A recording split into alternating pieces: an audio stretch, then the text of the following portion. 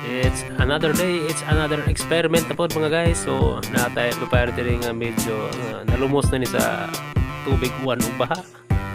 So gitayan na siya maayo mga guys. Grabe ni siya kaguba ang ubang parts ani siya nga tangtang na guys tungod sa kadugay na siya. Then ang iyang mga resistor po na ang mga tiil po na pantayan. So kung ang ini kini nga amplifier mga guys, kadugay na siya na nagkuha siya moisture sa tubig. So may tendency siya nga ang mga bang parts na mas malata siya matayan mga tangtang mga corrosion. So pareha na kapasitor niya mga guys. So sa kadugan siya natangtang na siya na dugay sa bagay nagabok ang iyang mga tiil bitaw niya sa sultong kanang naglikid sa nga kapasitor mga guys. So dapat siya tangtangon kay magka-cause mo siya short sa atong power na to. So ang akong itaod na mga guys atong testing is yung try ta ni gamit ng class D nga amplifier. So ngini siya mga guys, iyang power is 12 volts to 26. So pwede na siya mga guys, ang iyang watts is nara sa mga 150 watts. So makita mo na to diyan mga guys, ang iyang mga label kung sa butang. So kada chord na ni mga guys is mono din siya. So para magiduha para magamitan ako stereo.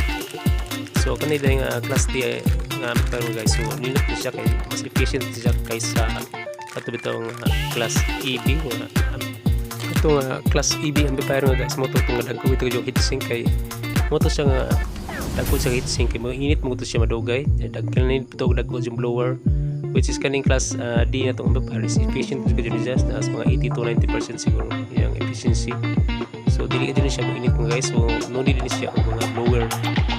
So ako lang nagigipatangtang ang iyang pre-amp section mga guys kaya yung mga tone control kaya daghan po siya mga kuan ng tangtang ng parts. So ako po siyang viewhan sa daan. Then next ako na siyang gitrace asa na ako i-connect ang iyang input ug output para sa iyang audio o magkuan po dahil para sa iyang power supply.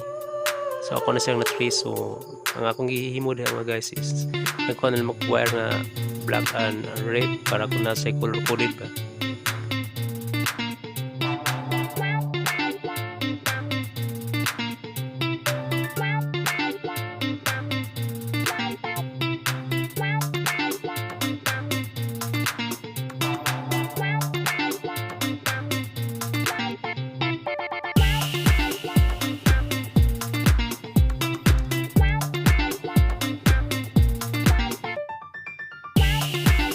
Then after na mga guys, so natawad na ako na siya. So ako na siyang i-connect katong ako nga trace bitong linya. So ako na i-connect lang yung input para siyang audio ug output mo na siya padulot sa speaker. So ang power supply po rin mga guys. So di pa na siya gi-final, ako na siyang gi-try. Ako na siyang gi-try no taon. Ako siyang gi-final power supply para makibaw kung okay na kong connection din sa panahon i-final kay kanina ito man siya og another power supply para sa iyang tone control pre amplifier section kaya need ito og 12 positive or negative o zero supply. So dual ito yung power supply para sa iyang preamp. Kaning akong itis nga class D amplifier need na akong makakuha na siya og supply niya at least mga 12 to 24 pero kaya pa niya i-handle up to 26 volt DC. So kani akong supply po ganito bitong circle na ko power supply kanang toroidal type. Kuan na siya. Ang iyang supply na is 3 wire. So ang iyang voltage na is 18 So akong buhaton mga guys is ako na siyang i-convert. So gamitan lang siya diode niya ug capacitor niya ako i-full bridge para makakuha ko 18 DC voltage. So diyan mga guys ako na siyang i-voltay. Ako na siyang secure mga linya para dili ta ma-risk sa electric shock bitaw. O ang atong secure ang atong amplifier iwas shorted.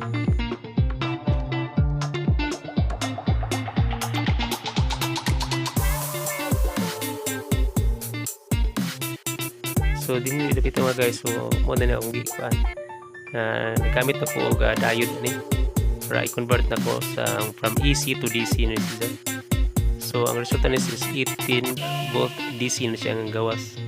Kaya kanang gawas sa supply nato ang tutorial is easy pa man siya. So once maagi na siya dayon bahimo na siyang DC.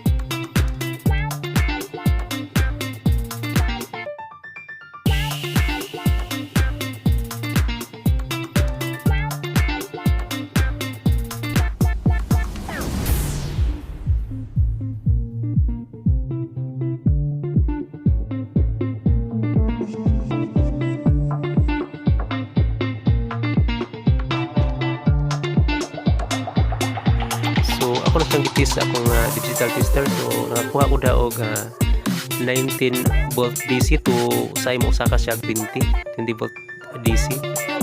So okay na siya, at least mo taas pa din siya kung ato na siyang punan og kapasitor.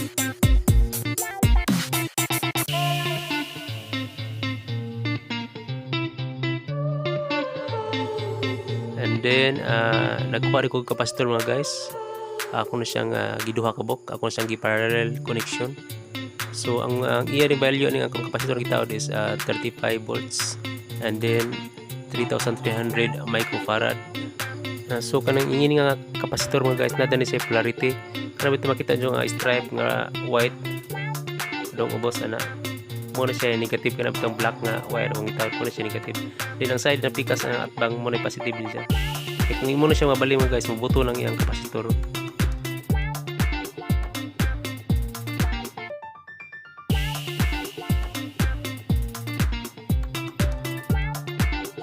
And then ang sunod ko gipangita mga guys is nangita na sa another transformer. So nakakuha ko ng transformer nga 12 volts. Muna ko yung gidrive para sa iyang tone control ug iyang mga preamp. So before ito mag-testing mga guys, so ato sang i-check double check na itong linya kung apa dikit para iwas ito Happy New Year. So nagkato nga putol ang kamot. So now ato nang i-test itong amplifier. Sound check.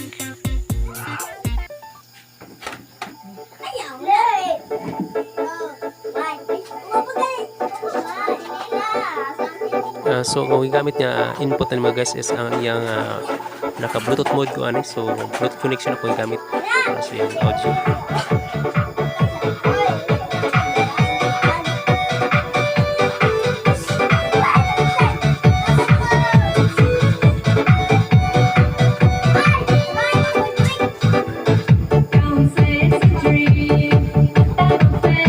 So based ako na paminaw mga guys, ninot siya nga class D amplifier di ay dili siya mainit mga guys, ninot siya tingog, clear ka siya tingog, ikakaibaw ikakapaminaw niya mga noise bitaw. So ang iyang tingog mga guys is smooth siya, din dili pa siya dako kag mayroon siya nga amplifier pero kusog siya mo tingog. So that's for today's experiment po guys. Thank you.